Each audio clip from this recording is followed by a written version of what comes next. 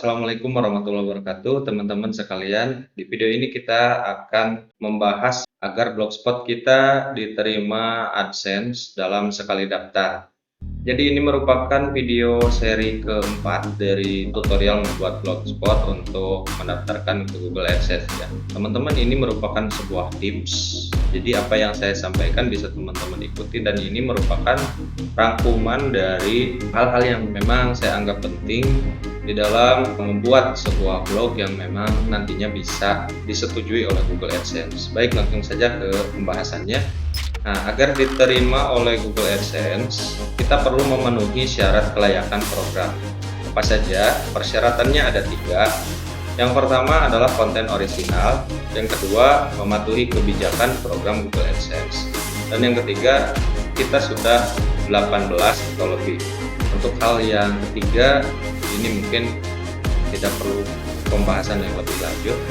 Kemudian untuk konten akan kita bahas. Konten di sini mencakup teks, gambar, video, dan lain sebagainya. Jadi usahakan blog yang baru itu hanya memuat konten-konten yang memang kita sendiri yang membuat ya, dalam artian orisinal.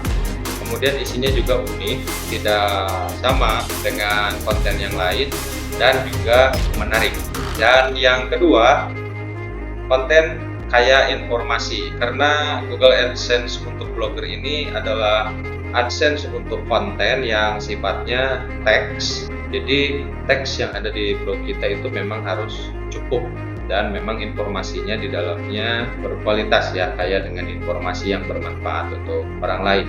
Namun sesuai juga dengan pedoman konten yang ramah untuk pembaca, nyaman dan mudah untuk dimengerti, dan konten ramah pengiklan, bersahabat dengan pengiklan. Dan yang selanjutnya kita garis bawahi dalam segi SEO.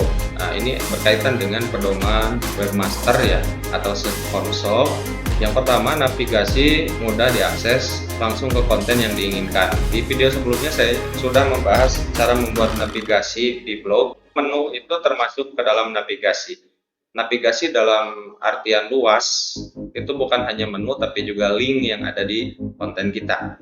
Jadi usahakan link yang ada di konten kita mengarah ke konten yang memang diinginkan. Kemudian linknya tidak mengarahkan pada halaman yang kosong. Kemudian yang kedua, blog sebaiknya fokus membangun link internal. Ini merupakan link yang kita buat di dalam konten atau di dalam postingan yang menghubungkan postingan yang satu dengan postingan yang lain. Sama halnya seperti related content, related post, itu termasuk ke dalam link internal. Dan yang selanjutnya, konten postingan terindeks di Google. Untuk melakukan hal ini tentu kita perlu mengetahui tentang SEO ya, SEO dasar, tidak perlu dalam-dalam, karena kita cukup hanya menulis saja untuk membaca.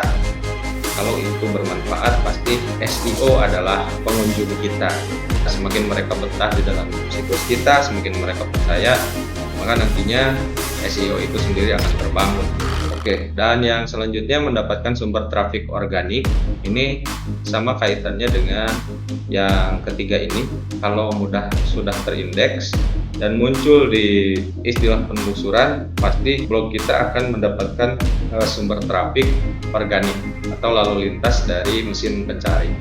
Dan yang selanjutnya, situs menggunakan HTTPS. Ini untuk keamanan situs kita, gunakan HTTPS ya. Di Blogger itu sudah otomatis ada fitur HTTPS-nya. Kemudian template valid HTML, fast loading, dan responsif. Ini sudah saya jelaskan juga di kriteria template yang mudah disetujui oleh Google AdSense, yaitu yang valid. Ini untuk mempermudah blog kita terindeks ya. Kemudian fast loading juga sama, untuk memperhatikan kenyamanan pengunjung yang masuk ke blog kita, dan responsif juga ini sama, untuk memberikan pengalaman yang baik untuk pengunjung kita, supaya mereka yang datang dari perangkat seluler bisa melihat postingan kita dalam versi seluler ya, atau tablet. Kemudian yang selanjutnya, untuk blog yang baru sebaiknya abaikan dulu backlink. Kalau teman-teman memang sudah tahu apa itu backlink, saya disarankan ya kita jangan terlalu fokus dengan backlink, kita fokus ke konten saja. Kalaupun ingin mendapatkan tautan, kita bisa membagikan konten kita ke media sosial yang tepat, dalam artian ke komunitas yang memang membutuhkan konten tersebut, tapi secara publik. Cukup sekali saja dilakukan. Kemudian yang selanjutnya berkaitan dengan kebijakan program Google AdSense, terutama ini dalam penempatan iklan ya dan perilaku iklan. Yang pertama, iklan ditempatkan pada halaman situs di posisi terlihat, namun tidak terlalu berdekatan dengan link atau menu drop-down. Jadi sebaiknya iklan itu cukup jauh dengan link. Itu juga bisa berpengaruh pada pengajuan ya, diterima atau tidaknya. Kemudian jangan memasang iklan melayang. Berkaitan dengan penayangan dan klik iklan, itu harus murni dari keinginan pengunjung. Dan selanjutnya iklan ditempatkan pada halaman yang berisi konten postingan. Jadi kalau blognya kosong, ya mana mungkin bisa menampilkan iklan ya. Dan yang selanjutnya, ini ada tips tambahan, buat konten berkelanjutan. Kontennya nyambung dari postingan yang satu ke postingan yang lain. Kalau tidak juga ya berarti ada kaitannya ya.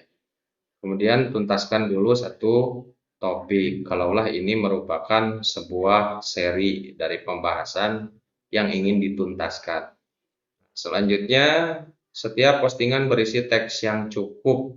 Jadi ini juga penting ya, karena AdSense untuk blog atau situs web itu berbasis teks. Jadi teksnya yang harus lebih banyak daripada gambar.